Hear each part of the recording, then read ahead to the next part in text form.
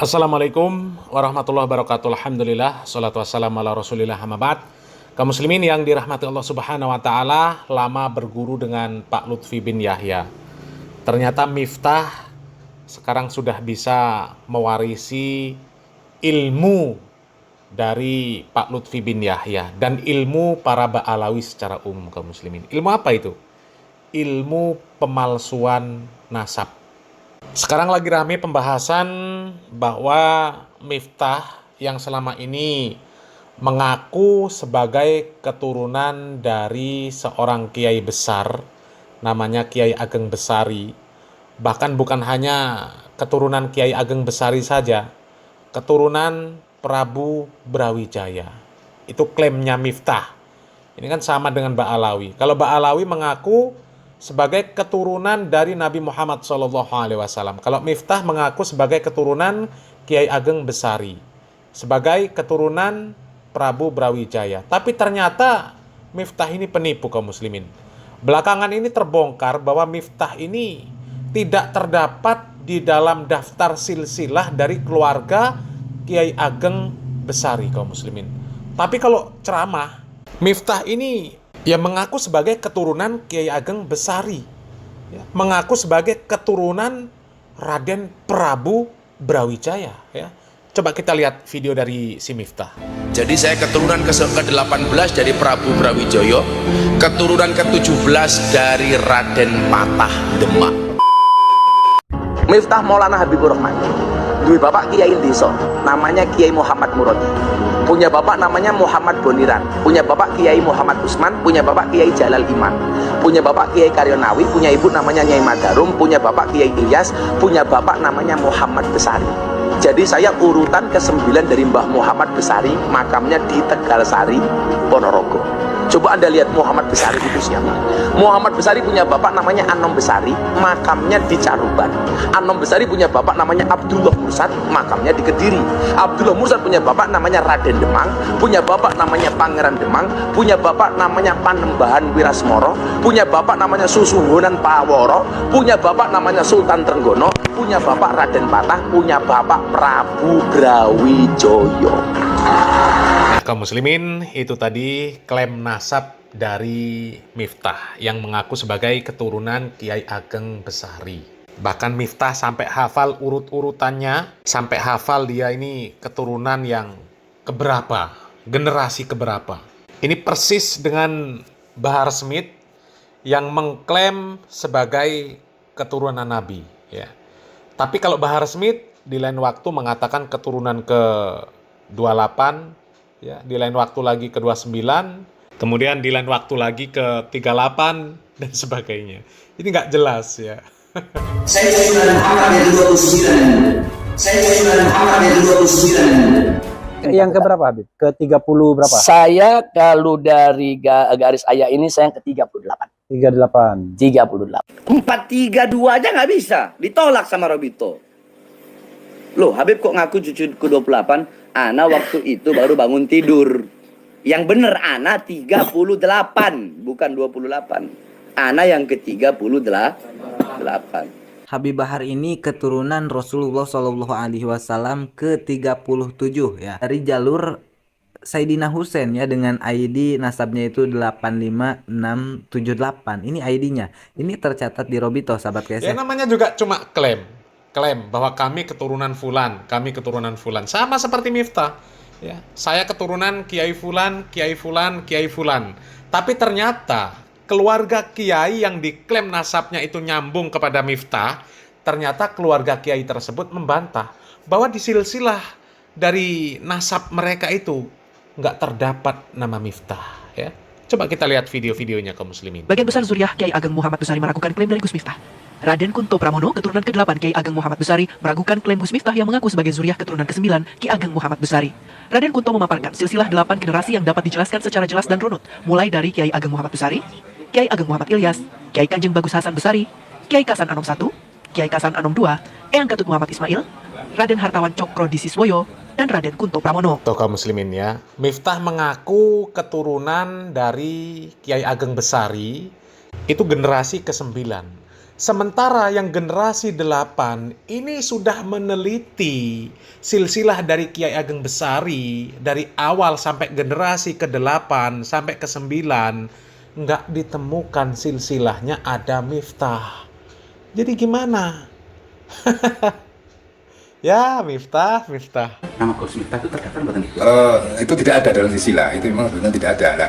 Nah, maksud saya itu juga saya itu mengharapkan itu memang itu kalau memang dari Kiai Ageng Muhammad Ilyas ya, putra Kiai Muhammad Sari itu, yaitu dari istri keberapa itu, nah itu nanti akan ketemu gitu seperti itu. Setelah saya cek yang mungkin yang namanya ini itu kok nggak ada, lah itulah saya masih merasa ada keraguan lah di situlah. Hal senada juga dikatakan perangkat desa Mojorejo Muhammad Nur Hashim. Menurut Nur Hashim, nama asli ayah Gus Miftah adalah Turut. Turut merupakan warga asli Dusun Bantengan, desa Mojorejo, Kecamatan Jetis, Ponorogo. Setelah mondok di Kediri, nama ayah Gus Miftah berubah menjadi Murodi. Tuh kaum muslimin ya, nama Miftah tidak ada di dalam silsilah keluarga besar Kiai Ageng Besari. Nggak ada. Dan sudah diteliti oleh keluarga besar Kiai Ageng Besari. Nggak ada. Katanya keturunan generasi ke-9. Itu yang generasi ke-8 sudah meneliti. Ya, kalau generasi ke-8 dengan ke-9 itu artinya kan berdekatan.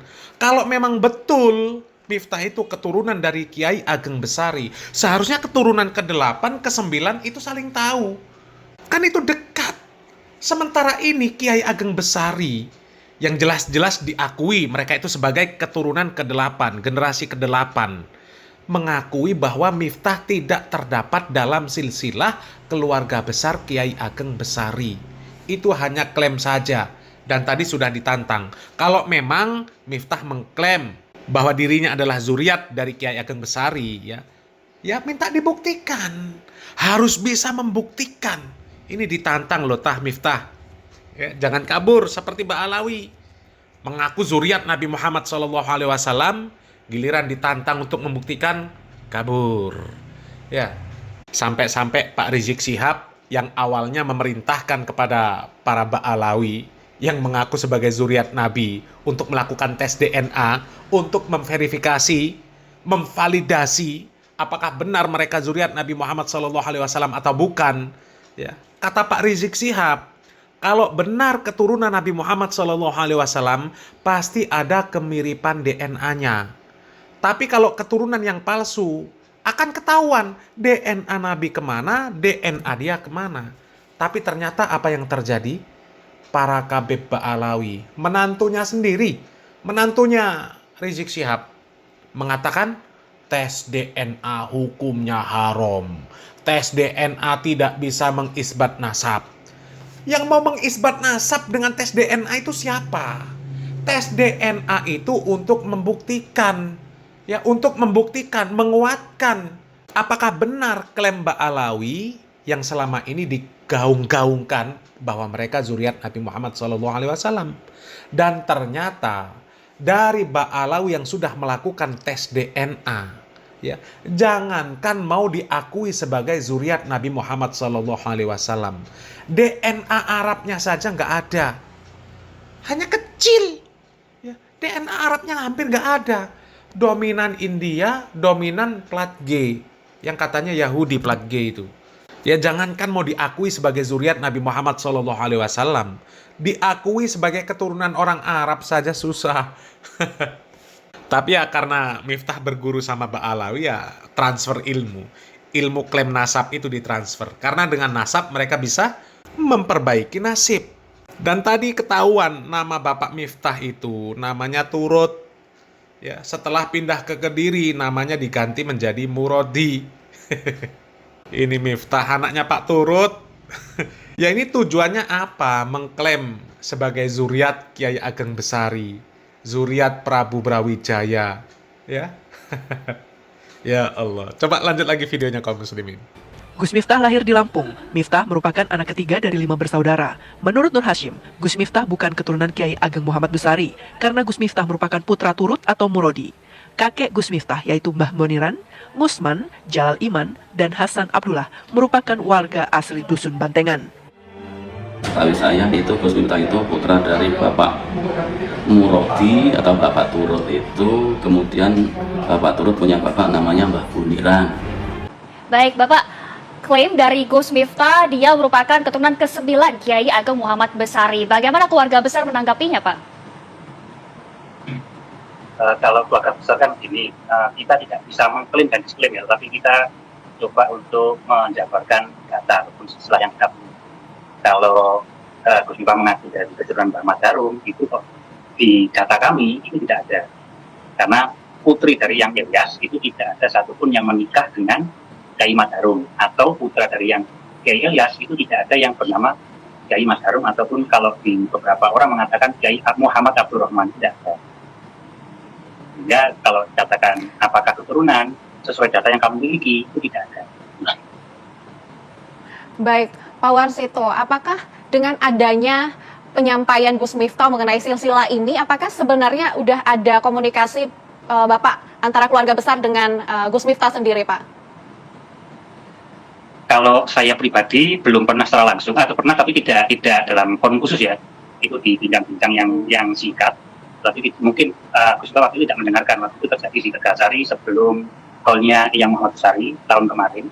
Itu kebetulan di situ ada lurah Tegasari juga yang mencoba menanyakan. Saya mengatakan sebagai dure yang hadir, saya juga berikan data silsilah itu kok saya belum menemukan. Cuman keluarga yang lain yang dari dari Lampung yang hari juga sebagai pengurus ansornya PW Lampung itu juga pernah mencoba mengklarifikasi. Itu kami sering intens komunikasi bahwa yang di Lampung mengatakan tidak ada data seperti itu. Dan dari saudara yang di Jogja juga menyampaikan juga tidak menemukan data kalau Gus Miftah masih berada di sana. Ini komunikasi kami sudah lebih dari setahun. Sudahlah ya. Dari keterangan keluarga besar Kiai Ageng Besari menyatakan bahwa Miftah tidak terdapat di dalam silsilah mereka. Jadi jelas klaim Miftah itu adalah klaim penipuan. Persis dengan Mbak Alawi kaum muslimin ya, karena memang Miftah muridnya Mbak Alawi dan kumpulnya pun sama Mbak Alawi. Di majelis-majelisnya itu ada Mbak Alawi yang katanya anak ajaib ya. Dan dengan fakta yang seperti ini, apakah masih bisa dipercaya orang seperti ini kaum muslimin? Selamat berpikir. Salam waras, salam akal sehat. Barakallahu fikum. Wassalamualaikum warahmatullahi wabarakatuh.